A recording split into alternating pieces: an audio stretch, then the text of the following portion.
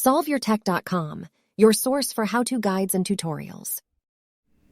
If you want to turn off your iPhone 13, then you need to press and hold the volume up button and the power button at the same time, which is going to bring up this screen.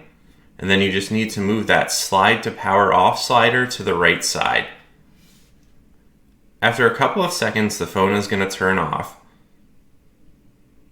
And then once it's completely shut down, you just need to press and hold the power button again.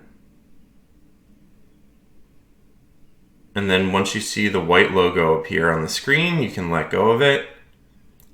Then you just need to wait for the phone to continue rebooting, at which point you're going to be able to enter your iPhone passcode to start using the phone again.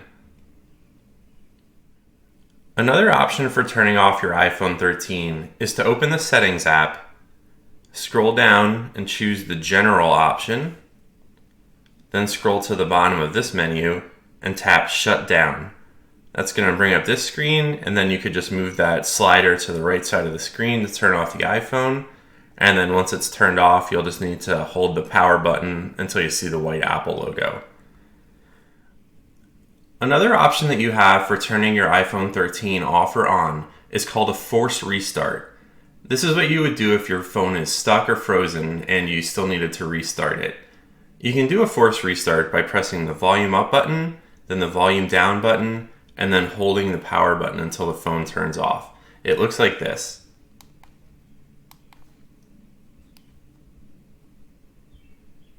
And then after a couple of seconds, the screen is going to turn off and go black. And then you just keep holding the power button until you see the white Apple logo. And then you can release the power button. Then the phone's going to continue rebooting like normal, and you'll be able to enter your passcode. Make sure to like this video and subscribe to our channel to see more tech guides like this one.